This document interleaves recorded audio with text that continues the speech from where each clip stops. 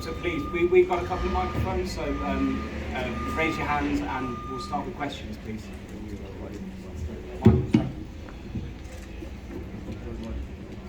You can start, Michael, please. Okay. Yeah, and result aside, was everything that you saw tonight, what was that like, considering the entirety of the build-up for this, for you for, I mean, a decade, more or less? No, it was truly amazing to have, all my Puerto Rican people flying out from Puerto Rico coming to support me. I felt like if I was Tito Trinidad, Miguel Cotto, this is their home. And have all the Irish people out there, even if they were booing me, it was just a great turnaround. It was just an amazing feeling. And you had two women main eventing a sold out MSG. Who would have thought that?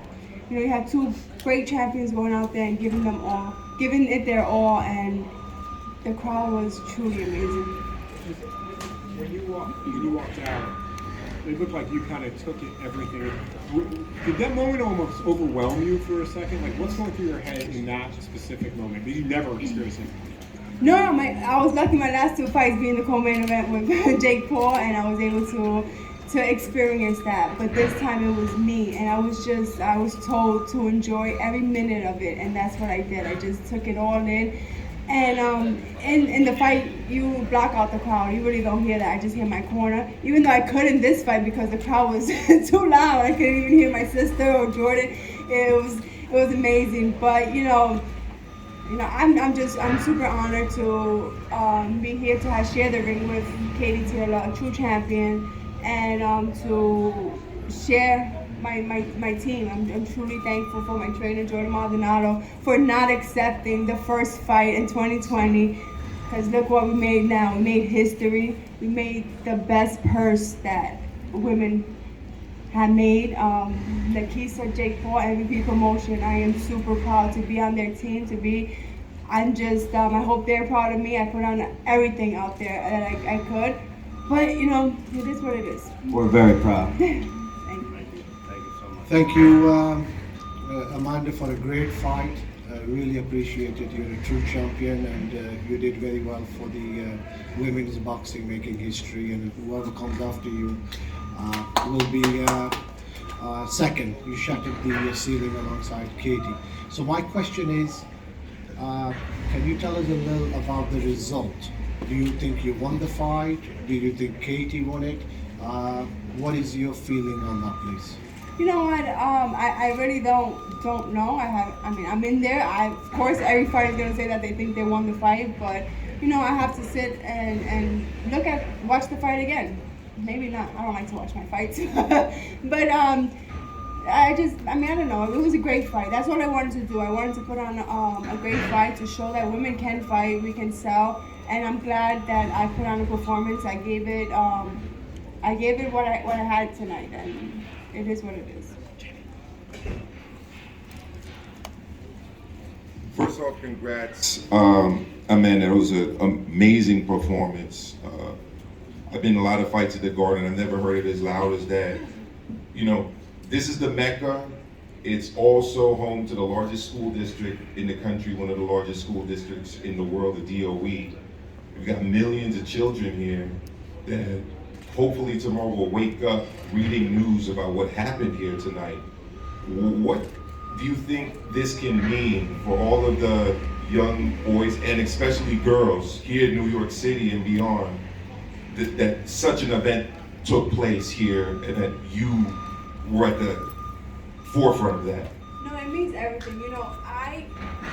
I always said that if it wasn't for me, I want to continue to open the doors for young girls in the sport. I never thought that I was going to be here making history, making the amount of money that we're making. That was never thought it. I always said it was for the newer generation, but I'm glad that I got to see it. And I'm always going to perform like a champion. I'm always going to win, lose, or draw. I'm always going to represent myself as a woman, as a champion, as a professional. That's what I do, I just hope that tomorrow they have hope and they can say we can do that as well. You know, we put on a show. We were true champions. Both me and Katie Taylor are true champions, and we're humble fighters. And it is, man. I'm just so excited that young girls have two great role models that they can look up to and want to be like. Hey, Katie over here. In the 5th round, I think everybody in the arena thought you was about to get Katie out of there. And in the 6th, you were really able to follow up, and it seemed like you were going to get her out of there again. Did you just run out of time, run out of steam? What kind of went wrong where you weren't able to pretty much close the show? You know, Katie Taylor, she's a tough fighter. You know, she's a natural 135-pounder. I'm coming up 126. From 126 to once again, I went up 2 divisions to Katie Taylor. So she, you know, she's a strong fighter. She's a warrior. She's Irish, and I mean, she was able to go the rest, yeah, withstand the power and come back. I mean. Amanda over here. First off, congratulations, fight of the year thus far. My question to you is, you seem to play cat and mouse with Katie all night. Was the game plan for you to pressure her and fight in the pocket? Yeah, definitely was. You know, Katie, she kind of folds on the pressure, so that's what we was trying to do. But this fight, you know, I guess she's did a little bit still, but yeah, that was the game plan, to go out and give it to her. Let her feel my power. Amanda, well done on your performance. There was talk in the ring afterwards about a rematch. First of all, are you interested in a rematch? You know, I'm gonna let the team do that. You know, I'm still the champion at featherweight, so we'll see. We'll see. And can I ask Jake, is there a possibility that if there is a rematch, would you be prepared to come to Ireland to fight it? Yeah, for sure. But yeah, obviously that's up to Amanda. But I think everyone wants to see a rematch, and you know they came to New York City, so if there is a rematch, I think it makes sense as a team to go to Ireland.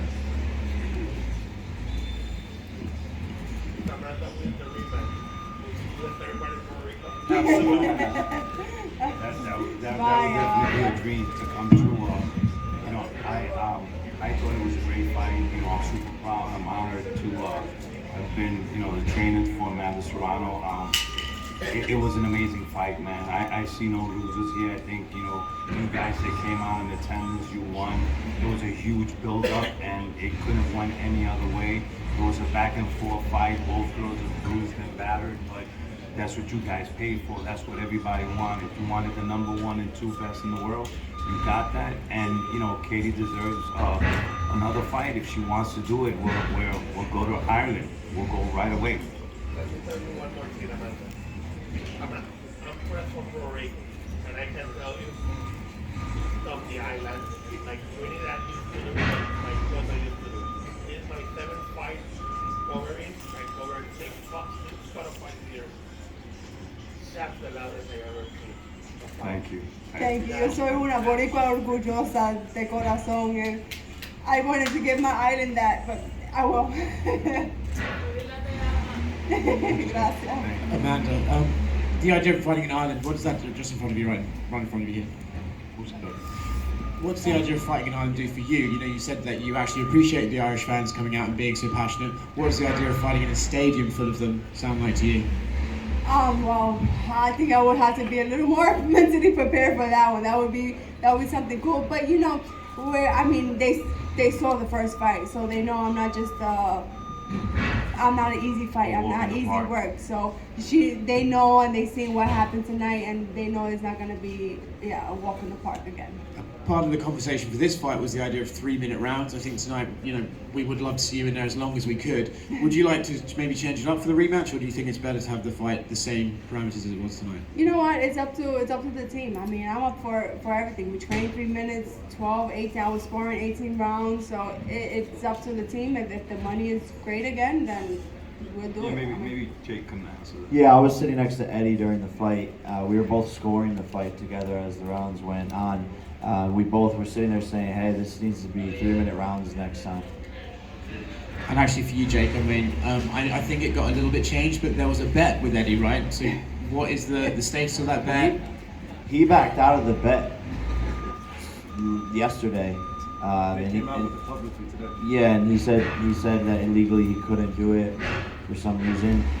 So now I think we're gonna try to figure some bet out to help charity, but we're gonna figure that out behind the scenes. And obviously I lost the bet, but no, it's don't even. You're literally amazing, Amanda Serrano. You inspire me. I admire you, and regardless, you put up a hell of a fight. You know, obviously. We didn't get the result we wanted, but we're standing behind you. Most valuable promotions always. We're a family, and we're gonna go get the next one in Ireland. Double or nothing for that one with Eddie. Yeah, why not? And last thing for me, I saw you had a bit of back and forth with Conor McGregor online. Just your thoughts about that and the fact he's paying attention to tonight's fight. You know, it is what it is. I mean, of course, Conor's watching. You know, to support Katie. And yeah, we have a little bit of banter back and forth, but you know, he always has something to say, but he doesn't really have a place to talk, right? He hasn't won a fight in 5 years. Dana owns him, and I'm the one that got Katie Taylor a big payday, and that's his hero. So, you know, Conor McGregor's not tall enough to ride a roller coaster, and I feel bad for him, and he's ducking me. So we'll get that settled one day. Jake, over here, just to your right. Can I get your initial thoughts on the fight? I mean, you tweeted it out, but now that you've had some time to think about it, what were your thoughts on the fight? I don't even want to talk about my opinion. Obviously, I think it was at least a draw, but what I'll say publicly is Eddie and I were sitting there at the end of the fight like, oh, that's probably a draw. And then I'm in the ring before the decision gets announced, and Katie's manager / trainer that was in the corner comes up to me and goes, that's a draw. That's a draw. So even Katie's team was like, yeah, that's a draw. And then obviously the judges have it the way they scored it.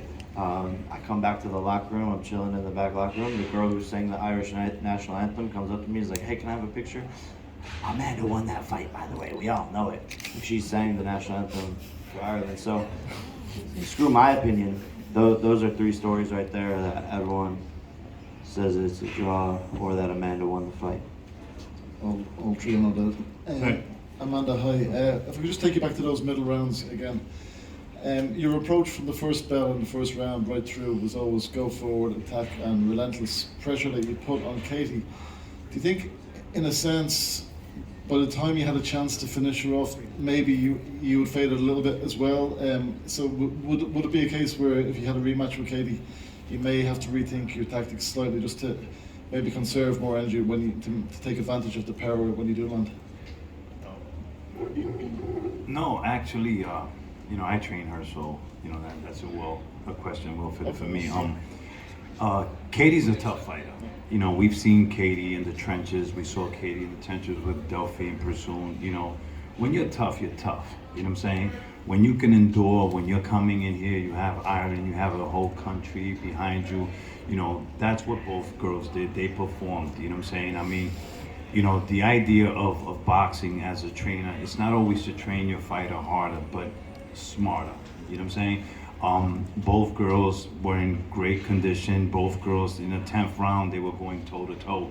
It looked like it was the first round, right or wrong, you know? So, you know, it's a thing where if you do too much, you know, you're like, oh, you shouldn't have done enough. And if you don't do enough, then it's like, hey, you didn't do enough, you know what I'm saying? But the truth is, like I said, you had 2 warriors there. You had 2 one number 1 and number 2 in there. And it didn't matter, you know, what they did, what strategy, you know, the outcome was going to be 2 warriors giving it all they had. I'm super proud of my fighter. She did everything she was supposed to. She sparred. She's a smaller woman, you know what I'm saying? We weighed 133 pounds yesterday. Today we walked in there the same exact way, which is the same thing that happened in our previous fight. We fought Miriam Gutierrez. We weighed 134 the day of the fight. She weighed 160. So at the end of the day, you know, you could only do it with what you have, and you know, I don't think that was the case. I was just thinking the case is that, you know, Amanda hit her really hard, and Katie Taylor's a really, really tough woman, and she was able to endure and withstand. Yeah, but would Amanda have an opinion on that, just to Amanda, give an idea of how she was feeling in those rounds, just if you'd be able to? I mean, she was feeling great. You know, every time, you know, I have a dialogue with my fighter, we sit together and we talk, and, you know, Amanda felt great. Amanda. Two more questions, guys. Four Corners Boxing Fight Night X. Congratulations. Though you didn't get the victory, congratulations on a historic night and much respect always. You started off hot. You had a great start to it. It was looking like a stoppage was on the way, and then Katie came on late in the fight. Did you feel her power coming on late, or was it just a little gas? What happened towards 8, 9, and 10? Well, I mean, when you're in there, you're in a fight. So, and Katie's like my trainer said, she's a warrior. So I guess she was ready for it. But yeah, I mean, I was good. I trained hard and I was good. But she just held the punches. I mean. What's up, Amanda? First and foremost, I just want to tell you how very proud I am of you. You know, I've seen you come from making $1,500 a fight. You already know. You're a part of our team, absolutely. Always, You're still a part of my team. always, 100%. But my question is really for Jake Paul. I wanted to give kudos to you because a lot of people came in hating on you, you know, not really leaving you, taking you for kind of like a joke. And I want to give you kudos for just like really taking women's boxing seriously. I don't know what's going on with the mic, but for your first fighter to be a woman, I'm giving you kudos for that. But my question to you is really like, is this something that you want to continue doing? Do you see yourself signing other women and promoting more fights going forward with other fighters, or is this like just like a one-off for you? No, for sure. This is the start of my promoting career alongside of Nikisa, and we want to continue to push women's boxing forward, and Amanda Serrano is helping us do that. You know, she still has a long way to go. She's a superstar now, selling out the Garden, so she has a lot more money to grab off the table. We got to go run it back with Katie if that's what she wants to do. And yeah, maybe we can start adding more people to the roster as we scale and grow the most valuable promotions team. Thank you, everybody. Thank you.